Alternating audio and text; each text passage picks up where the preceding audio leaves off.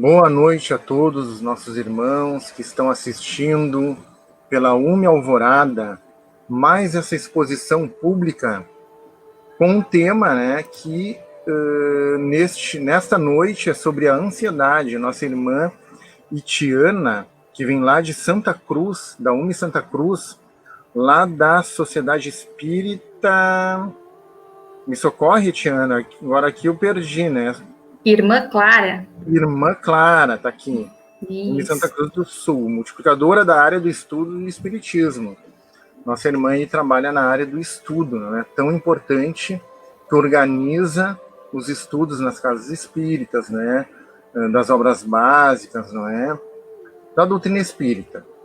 Então, meus irmãos, antes de passar a palavra a Etiana, que vai falar sobre ansiedade, como eu já falei, né, um tema muito atual nessa época de pandemia, que tem muito a ver com a nossa realidade, a gente vai dar um pequeno recado, né? As casas espíritas estão de portas fechadas, muitas, não é? Algumas estão em atividade controlada, não é? Com as medidas recomendadas pelas organizações, pelos médicos, não é? Mas o que nós queremos ressaltar? A casa espírita está de portas fechadas, mas nós recebemos aquela energia, aquele fluido, aquelas vibrações que vêm através do passe, elas podem ser recebidas nos nossos lares, no Evangelho no lar, né, nos momentos em que nós criamos condições, através da prece, através desses momentos, não é? Em que nós assistimos uma exposição, né, sobre um assunto doutrinário, né, sobre o Evangelho do Cristo. Nestes momentos a gente eleva o padrão vibratório e a gente recebe. E então, para continuarmos recebendo, convido os irmãos a mentalizar o Cristo e vamos fazer a nossa prece, pedindo a Jesus neste momento que possamos sintonizar com os ensinamentos, com tudo aquilo de belo que a nossa irmã preparou e vem nos trazer. Que Jesus abençoe todos nós e a nossa irmã, com muito amor, muito carinho, com muita inspiração. Obrigado a Jesus, aos mentores espirituais que permitem que nós estejamos aqui. Muito obrigado por essa oportunidade, que assim seja. Que assim seja. Então, como a gente já estava falando, a nossa irmã trabalha na área do estudo, não é, Itiana?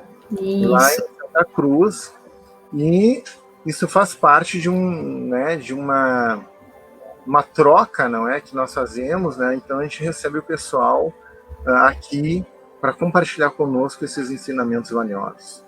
Muito obrigado, então, Itiana, já te agradeço e te passo a palavra, então. Bom trabalho. Obrigada, Sandro. Eu que agradeço o convite feito pela UME Alvorada para poder contribuir na noite de hoje um pouquinho, então, através desses ensinamentos que a doutrina espírita nos traz, né? E hoje, então, para falarmos sobre a ansiedade. Então, nós podemos começar pensando sobre o número de cobranças que nos são feitas hoje em dia na sociedade, que são muito maiores do que no passado. Nós temos que dominar várias tecnologias, falar outros idiomas, temos que ter um monte de amigos, um monte de curtidas nas redes sociais, temos que ser legais, bonitos, malhados. E nós não temos como atender a todas essas demandas, de modo que isso tem gerado a ansiedade. E a ansiedade é fruto de um conjunto de sintomas mais profundos do adoecer humano, que a Organização Mundial de Saúde está prevendo que em poucos anos, metade da humanidade terá algum transtorno psicológico. Terá o momento do quadro depressivo, da ansiedade generalizada, que pode gerar uma dificuldade tão grande em dar conta das coisas, podendo até mesmo gerar o suicídio. Então, significa dizer que é um quadro que está se estendendo muito profundamente e que é fruto também de uma falta de capacidade de refletir sobre si mesmo, de fazer escolhas, de selecionar. Nós não podemos fazer tudo. Por exemplo, em um final de semana, o pessoal vai para um restaurante e tem vários restaurantes, né? Chega num e pensa que lá no outro vai estar muito melhor. Ou quando nós entramos em uma fila, pode ser a fila do banco, a fila do supermercado, parece sempre que a do outro está andando mais rápido. Nós queremos as coisas prontas, nós não esperamos que a vida tenha etapas, não permitimos que ela siga. Nós entramos em uma faculdade e já estamos pensando lá no doutorado. Nós queremos sempre muito mais que não conseguimos viver o aqui e o agora. E essa incapacidade de viver o aqui e o agora faz com que até a dor, que como espíritas sabemos que nos ajuda a nos desenvolver, não seja aproveitada. Porque se eu não vivenciei o processo da dor, eu não vou aprender com ela. E porque eu não aprendi, eu vou passar pela dor novamente. Enquanto eu não prestar atenção ao sentimento, ao evento e a cada momento da minha vida, eu vou estar preso num frenesi de possibilidades futuras. E a ansiedade tem vários graus que são descritos nos manuais psiquiátricos, desde a ansiedade normal, como, por exemplo, amanhã eu vou fazer a prova do Enem. É normal que se esteja um pouco ansioso. Ou então, amanhã é meu casamento. Com um evento mais significativo, é natural que nós fiquemos imaginando como que vai ser, criando expectativas. Agora, existe aquela que é uma constante ansiedade, ou seja, você nunca está satisfeito com nada. E isso é resultado de vários equívocos na educação. Por exemplo, se você dá um monte de presentes para o seu filho, ele vai desenvolver um caminho neurológico muito patológico. Ou seja, ele precisa de muita excitação para sentir um pouco de prazer. Se eu dou presentes raros, ele tem muito prazer com cada presente que eu dou. Mas se eu dou muitos presentes, eu terei que dar uma viagem para Disney e ele terá que dormir no quarto com o Mickey para poder achar legal. E ainda vai achar pouco, né? Vai daqui a pouquinho pedir pelo Pateta e pela Minnie também. Ele sempre vai querer mais, porque você o acostumou tanto a dar que não existe o peso do processo da conquista. Ou seja, quando não existe um processo, uma etapa, não existe o sentimento de gratidão. Quando as pessoas dão fácil e recebem fácil, elas não têm gratidão por isso. Aquilo que é muito fácil não tem valor. Então, o que tem acontecido hoje, de um modo muito generalizado, na educação das pessoas, na vida, nos relacionamentos, é que as coisas vêm fáceis, que elas perdem o valor. E você fica ansioso por mais e mais. As pessoas desistem logo. Observe que muitas vezes algumas pessoas estão em uma pizzaria e bastou o assunto ficar desinteressante. Ela vai imediatamente para o WhatsApp, conversar com outras pessoas e ignora você. Se voltar a ficar interessante, ela volta. Então, também tem uma ansiedade gerando o egoísmo. Eu quero ser sempre o centro das atenções. Se for do meu interesse, eu converso com você. Do contrário, eu fico no celular. Então, não existe contato, não existe uma realidade do aqui e do agora. Mas sempre podemos começar a tentar fazer a vida diferente. A educação que recebi dos pais têm virtudes e defeitos, sempre lembrando que eles procuraram dar o melhor deles. Nenhum pai e nenhuma mãe querem que o filho seja infeliz. Nós queremos acreditar nisso. Eles fazem o que podem para que os filhos sejam felizes, mas eles erram, pois é normal que isso aconteça. E o que nos cabe? Uma vez que identificamos aquela parte que não funcionou, ficamos gratos por tudo que funcionou e corrigimos aquilo que não funcionou. E corrigimos tentando justamente construir uma vida diferente daquela. Às vezes fica tão incrustado esse modelo familiar que nós ficamos tentando seguir, mesmo que não funcione. É importante repensar. E dependendo do caso, pode até mesmo procurar ajuda de algum terapeuta que irá ajudar com mais rapidez a reverter o quadro. E existe um conselho que é bem antigo, da época de Jesus. Não vos preocupeis com o dia de amanhã.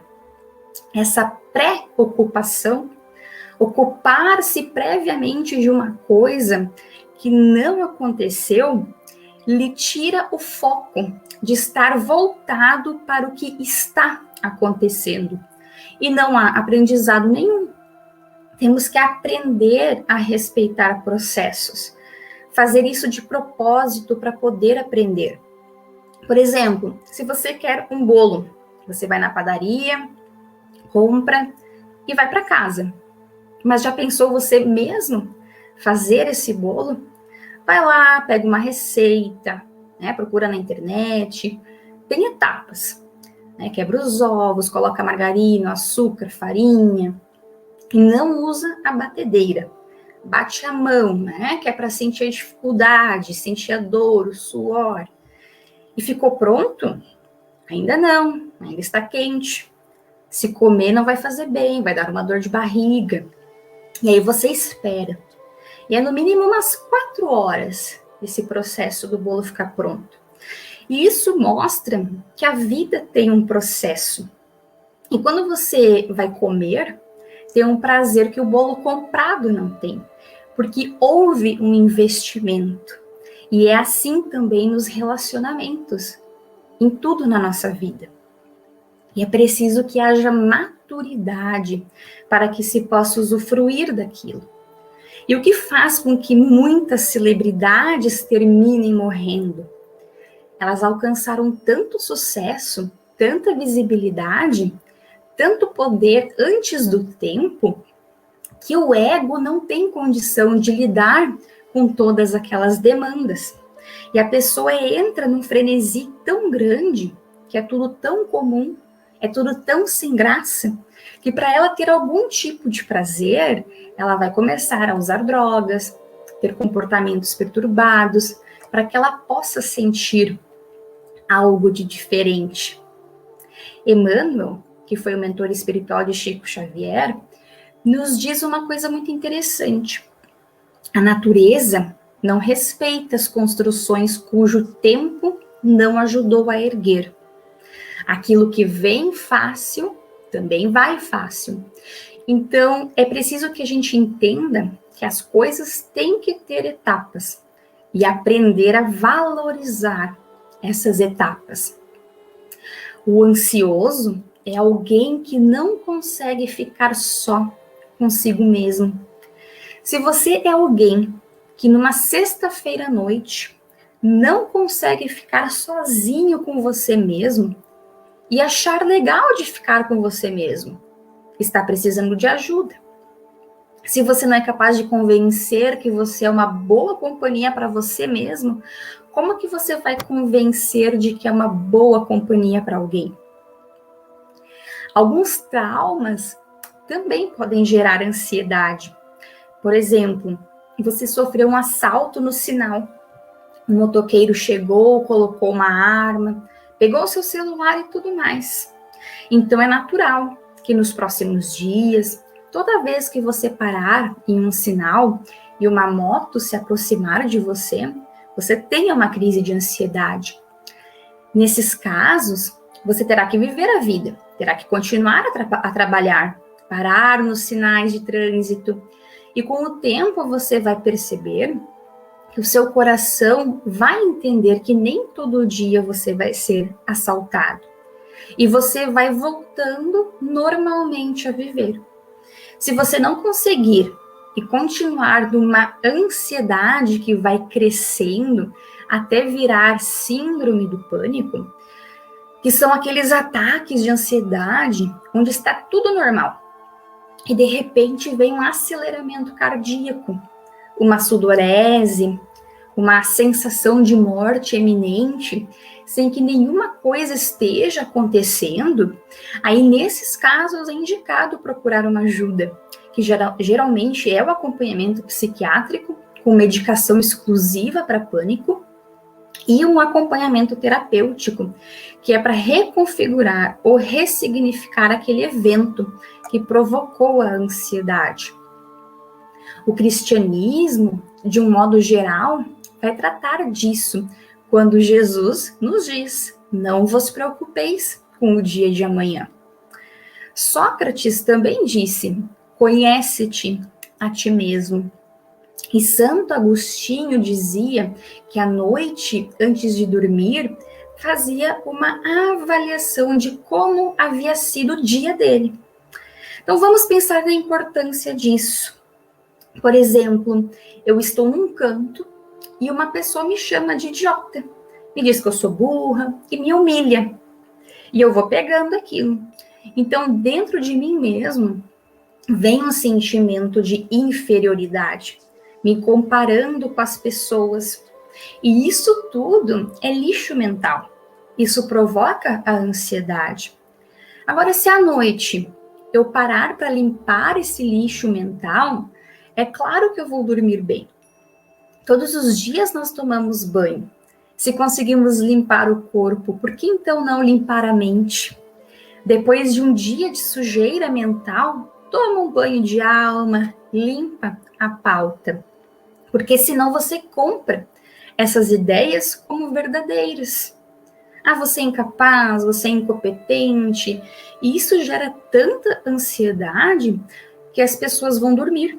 E vão dormir tão estressadas que acordam cansadas, pois estão dormindo ansiosas.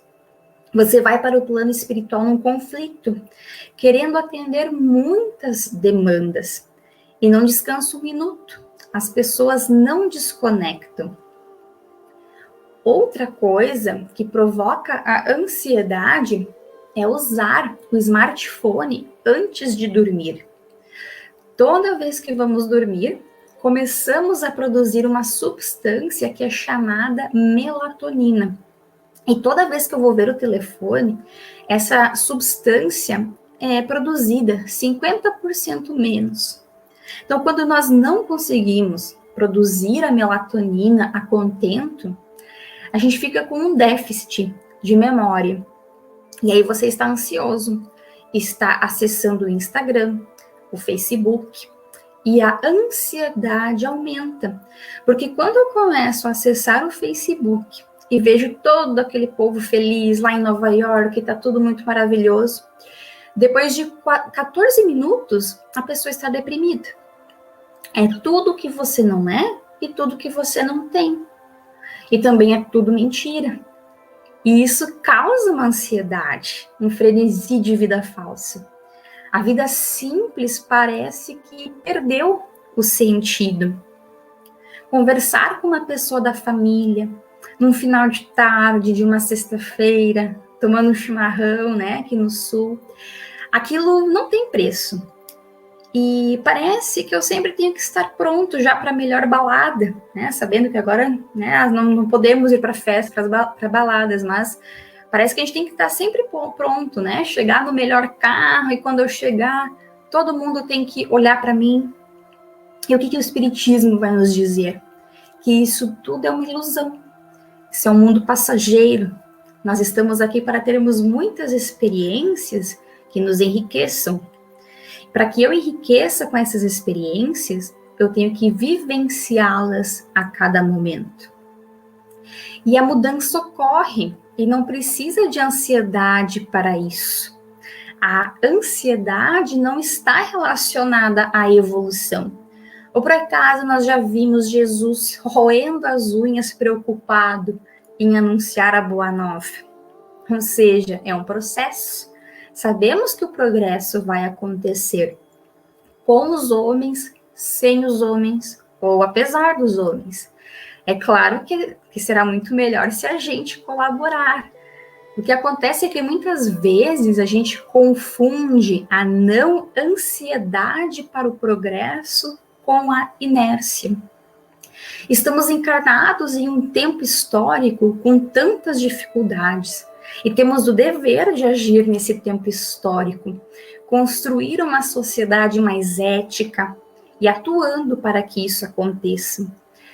Mas nós também temos que respeitar o tempo em que as coisas acontecem. Nós temos vontade, por exemplo, que o Brasil vire uma Suíça da noite para o dia. Mas isso não vai acontecer. Mas nós queremos que ele fique um país melhor do que já é.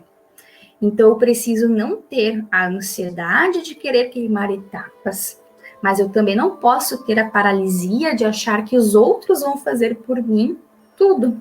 É um equilíbrio. Quando eu estou ansioso, eu não faço nada. Eu fico preso àquele sentimento, sentimento de ansiedade. E a ansiedade pode mesmo ser um quadro patológico. A pessoa realmente desenvolveu um transtorno que precisa de ajuda. Geralmente nós dizemos que é frescura, alguma coisa que o outro tem e que a gente não tem. Tem muita gente que diz que depressão é frescura, mas quando se tem, se descobre que não é. No caso de uma ansiedade pré-prova, por exemplo, essa ansiedade, ela geralmente é fruto de alguns sintomas. Ou você é uma pessoa que se cobra demais e quer ser muito perfeita, e aí tem um ego, uma vaidade em competição. Ou você é uma pessoa que não fez o que tinha que ser feito e sabe disso. Falta um dia para a prova e não estudou o que tinha para ser estudado. Então, a ansiedade é um sentimento de culpa. Imaginemos que um ansioso ganha um prêmio, férias para Cancún. Ele nunca foi para Cancún. Aí, o que o ansioso faz? Ele entra no Google, vê as praias, vê as fotos, os hotéis, dá um street view, anda lá na cidade, vê como é, vê os comentários sobre os hotéis, pergunta aos amigos que foram, e ele pensa tanto em como vai ser Cancún, que quando chega lá ele já foi. Ele já não sente tanto interesse, porque ele curtiu antes. A ansiedade faz com que a realidade seja pobre. Porque na ansiedade eu fantasio. Eu penso que é tudo mágico, e não é bem assim. A ansiedade faz com que eu fantasie tanto a coisa que vai acontecer, que quando ela acontece, ela não tem graça. E isso vale para tudo na vida, até mesmo para a experiência espiritual. Vai ter uma palestra do Divaldo, eu nunca vi o Divaldo. E aí você chega lá e quer ter um êxtase. E esse êxtase deve ser provocado pela sua mudança pessoal. Uma crise de ansiedade pode ocorrer também devido a alguma influência espiritual. Pode acontecer de ter perto de nós um irmão em sofrimento e passando por um processo de angústia profunda. E dependendo do nosso nível de sensibilidade, nós captamos essa angústia e ela passa para nós. E como nós podemos diferenciar? Nós analisamos se a nossa vida está tudo ok, se não tem nada acontecendo, não tem nenhum prazo que eu tenho que cumprir e eu não estou cumprindo, então não tem por que eu ficar ansioso. Aí então nós fazemos uma prece. Se você identifica que não tem a ver com a sua própria vida, provavelmente tem a ver com influência espiritual. E a ansiedade faz parte da conduta humana desde tempos imemoriais. Há uma tentativa do alto de nos focar no presente. E por que focar no presente? Porque nós não podemos dar conta do passado. É uma realidade que já está posta. E nós também não temos o domínio do futuro. É uma realidade que ainda não chegou. Então, o desinvestimento no presente causa muito prejuízo, porque nós temos aí uma parte significativa das pessoas deprimidas, vivendo reminiscências de traumas, de experiências de um passado. Então, há muitas pessoas com transtornos que têm a ver com o que aconteceu no passado, as dores, a angústia. E temos um monte de gente ansiando por um futuro melhor, sem fazer nada no presente. Então, é como se nós tivéssemos mais ou menos 90% da população, 45% presa ao passado e 45% ansiando pelo futuro. E poucas pessoas presentes na vida, no dia de hoje. Então, isso é uma questão fundamental na ordem do dia, que seria como que eu vou experimentar a vida e como eu vou construir uma realidade nova, se o meu passado não foi tão bom ou como eu queria, como que eu vou conseguir reconstruir, ressignificar a minha vida se eu continuo preso ao passado ou então ansiando por uma solução que vem no futuro como se fosse uma pessoa que não fosse eu. Então, o evangelho faz com que a gente foque no presente. É um convite ao não vos preocupeis com o dia de amanhã. Você tem energias que tem que dar conta do hoje. E você tem que dar conta de muitas experiências do presente e viver isso. A gente percebe isso hoje muito fortemente com as redes sociais. Voltando ao caso das redes sociais, estamos às vezes em casa com a família e está todo mundo lá, no WhatsApp, no Instagram, no Facebook, sem interagir. As pessoas não vivem o presente. Estamos mesmo presentes, só que ausentes. É pauta nos estudos sobre o comportamento humano que o que provoca os transtornos não é o que me acontece, porque é um desculpismo. Eu sou infeliz porque o meu pai não me abraçava, ou minha mãe não me amava, eu nasci num lugar pobre. A gente usa o contexto, seja afetivo ou social, cultural, para desculpar a nossa incapacidade de agir. Logo é isso, não é o que me acontece, mas como que eu reajo a isso. Tem pessoas que passam por infâncias muito difíceis, como a pobreza e até mesmo a violência sexual, e conseguem dar uma resposta à vida. E tem pessoas que passam por situações semelhantes e são destruídas. Entraríamos na resiliência. Nós temos que forjar em nós competências para suportar as vicissitudes, que são os problemas, as dificuldades da vida.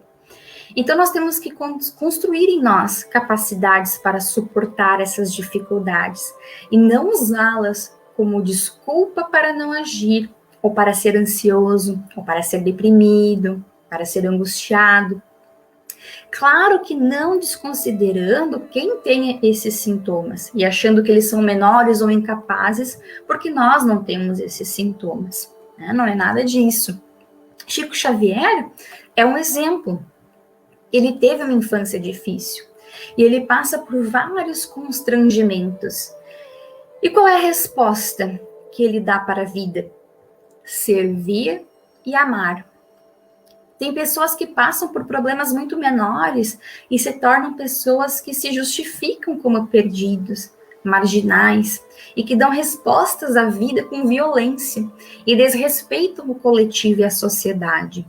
Então, não é o que me acontece, o que quer dizer que a materialidade do mundo, seja a cultura ou as emoções das pessoas que nos cercam, elas podem nos impressionar, mas não determinam o nosso comportamento.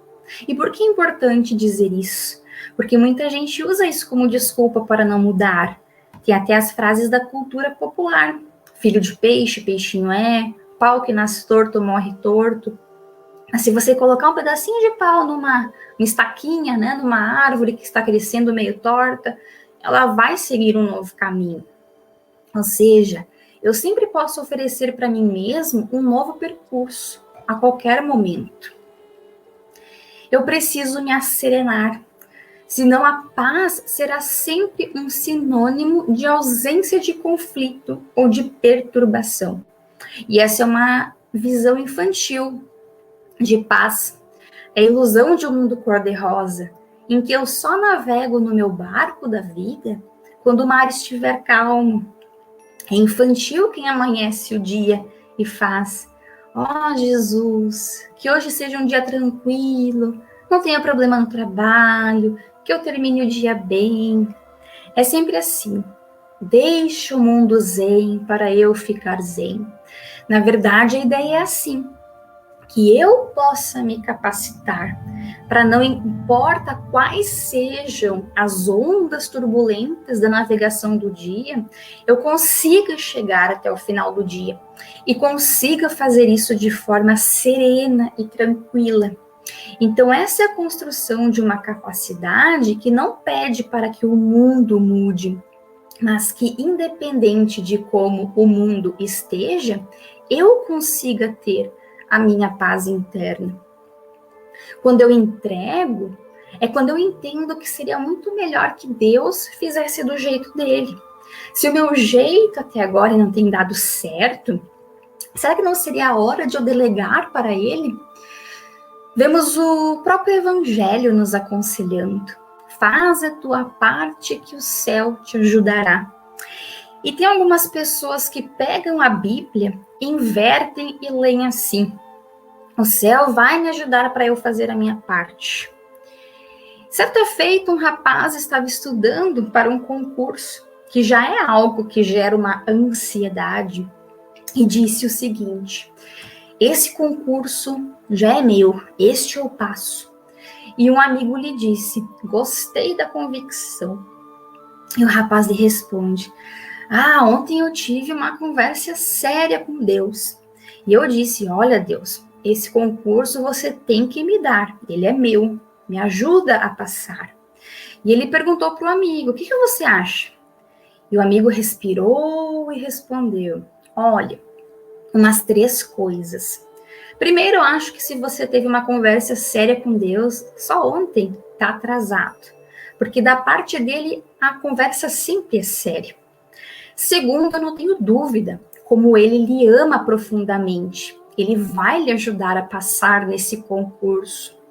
E o amigo ficou em silêncio. O rapaz então disse: que bom que você está me apoiando.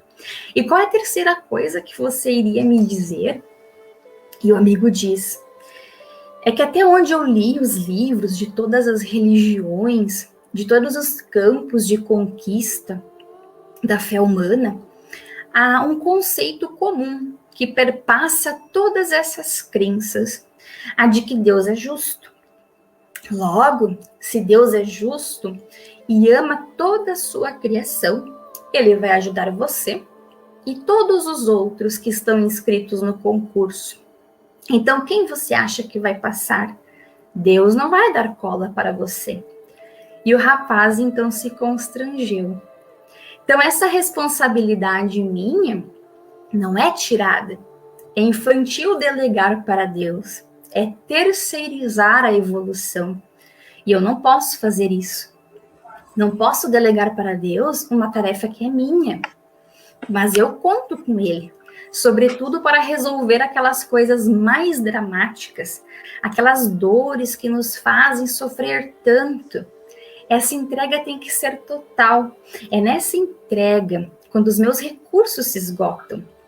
E temos aí o livro de Jó, que é um homem que passa por tanto constrangimento que não resta a ele outra alternativa que não seja a entrega. E essa entrega nos arroja uma condição psicológica, que é o deserto.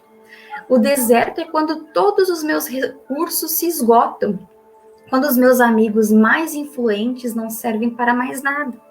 quando a minha cultura em nada vai me servir, quando eu não tenho ninguém para culpar e dizer que é por causa de você que eu sofro, quando ninguém entra comigo lá, e nem mesmo Deus entra no deserto, porque Ele já está lá, me amando e me esperando chegar. Davi, no Salmo 139, diz: Senhor, eu sei que Tu me sondas, eu sei que Tu me conheces, quer eu esteja em pé, quer eu esteja deitado. E mesmo que faltem em mim palavras, conheces o meu pensamento. E tal ciência é tão preciosa que eu não alcanço de tão alta. E quando a minha alma está elevada, Tu me amas. Mas quando eu estou dentro do abismo, ainda aí Tu me amas. Esse amor incondicional de Deus nos resgata de todos os desertos das nossas escolhas. Mesmo como também Davi dizendo, a gente passa pelo vale da sombra e da morte. Nas escolhas infantis Ele nos ama. Não vai tirar de nós a responsabilidade de ter escolhido caminhar por aquele lugar. E vai permitir que experimentemos a dor dessas escolhas, não para nos punir, porque Deus nos ama e não nos pune, mas para que essa experiência seja para mim rica e me diga qual caminho eu não devo trilhar novamente. Quando você sente que os recursos que você tem já não são suficientes e que a ajuda que você buscou até então não foi suficiente, é preciso ter a humildade para buscar algum outro tipo de ajuda. E para buscar qualquer ajuda que fuja das nossas próprias competências, inclusive Deus, é preciso humildade para reconhecer que eu não estou dando conta sozinho. E isso não nos torna menor do que ninguém. Isso não nos torna um ser incapaz. Buscar o outro é inclusive um gesto de humildade e conquista de fraternidade, porque esse outro vai me acrescentar. E é uma relação temporária, seja a terapia, seja o atendimento fraterno na casa espírita. É uma relação que momentaneamente eu estou sentindo dificuldades para caminhar e alguém me dá um suporte. Depois eu volto a andar sozinho, até mesmo para que eu possa dar suporte a uma outra pessoa. Essa dinâmica ela é compreendida quando nós vemos em Paulo ele dizer: eu devo a sábios e a ignorantes, e devo a gregos e a bárbaros. Paulo está querendo dizer que tem tantas pessoas que nos dão e não precisa que nós devolvemos a elas. Que a única coisa que nos cabe fazer é essa corrente amorosa e entregar aos que estão precisando. Então, se eu devo aos sábios porque eles me ensinaram, eu devo aos ignorantes, aos mais ignorantes do que eu, para que eu possa ensiná-los. E esse fluxo faz com que eu não tenha mágoa, eu não tenho exigência de quem eu tenho que devolver e nem exigências de que alguém me devolva. Simplesmente eu permito que o fluxo aconteça. Para irmos encaminhando ao encerramento, em Mateus, capítulo 6, versículo 30, nós temos o seguinte: se a erva do campo que hoje existe, amanhã lançada ao forno, Deus, assim, as veste muito mais a vós, homens de pouca fé. Portanto, não vos inquieteis dizendo: que comeremos, que beberemos, que vestiremos? Pois estas coisas os gentios buscam. De fato, vosso Pai Celestial sabe que necessitais de todas essas coisas. Buscai primeiramente o reino e sua justiça, e todas essas coisas vos serão acrescentadas. No momento em que eu faço a minha parte, no momento em que eu busco o reino de Deus e a sua justiça, no momento em que eu busco Jesus como modelo para a minha vida, eu entendo que eu tenho responsabilidades sobre a minha vida, sobre quem está perto de mim e sobre o mundo qual eu faço parte. Então, se eu sou uma pessoa que vivencia a relação com Cristo, eu não vou delegar para os outros uma tarefa que é minha. Estudar honestamente, fazer um trabalho decente, procurar progredir materialmente por um trabalho honesto. Então você não vai mais precisar focar nisso. Seu grande chamamento é: não foca nisso. Não é só isso. Não é só ter uma casa legal, um carro legal, viver viajando. Isso você pode conquistar naturalmente, porque no momento em que você entra no fluxo da responsabilidade do relacionamento com Deus, isso vai vir como que uma consequência natural do trabalho honesto e do estudo competente.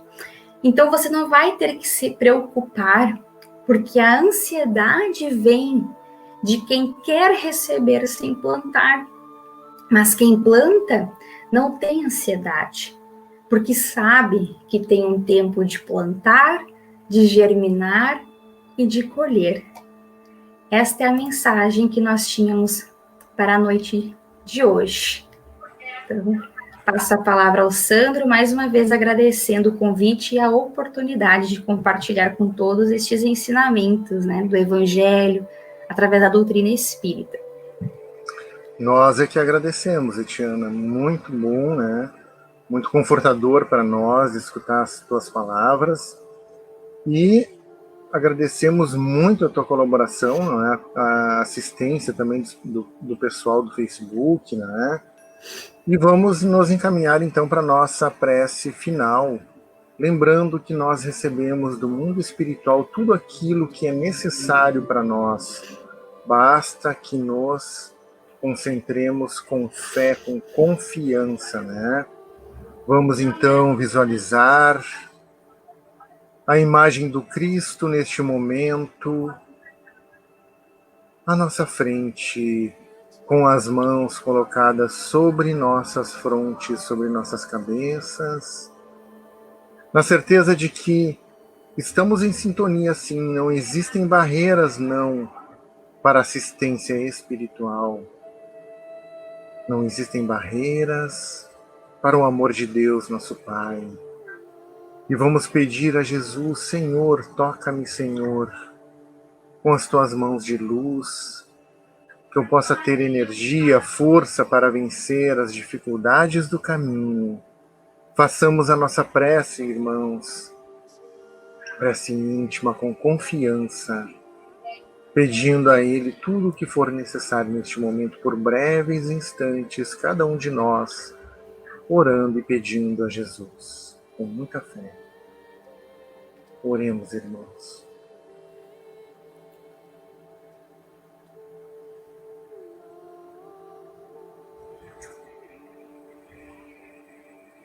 E neste momento desce sobre nós a grande luz, os fluidos do alto, que regeneram a alma, o pensamento, o espírito imortal que todos nós somos. E pedimos a Jesus pela nossa família neste momento. Vamos então visualizar o Cristo, quem sabe, entrando no nosso lar, envolvendo nossos filhos, pais, avós, todos aqueles que lá estão, na certeza de que o Cristo nos envolve sempre. Que os bons espíritos nos envolvem sempre, através do pensamento, do amor, da vontade. Pedimos também por este mundo que passa por uma grande transformação através dos desafios da ansiedade, da pandemia, que são desafios para que nós cresçamos e sigamos em direção ao Senhor, Mestre Jesus. Pedimos força, Senhor, para superar as dificuldades. Pedimos paz ao mundo, nas manifestações, que elas sejam pacíficas em prol da igualdade, dos direitos de cada um, sim, mas que sejam pacíficas, Senhor, e jamais com violência. Pedimos a Jesus que envolva a terra e os governantes, e nos envolva a todos, e agradecemos ao grande Pai, pela beleza do universo, pelas estrelas, pela chuva, pelo sol, pelo ar que respiramos, pelo corpo que nós temos. Obrigado, Senhor, pelo seu amor e pela tua beleza, Senhor. Que assim seja. Muito obrigado, meus irmãos que acompanharam pelo Facebook. Um abraço a Santa Cruz do Sul. Abraço, Itiana. Muito obrigado por tudo, né? Que Deus ilumine a ti e a tua família. E com muita saúde, paz e força. Muito obrigada, desejo mesmo a todos. E para todos os que estão assistindo também, muita saúde neste ano, muita fé, muita força, não é? Para seguirmos em frente. Até mais. Então, tchau, tchau a todos.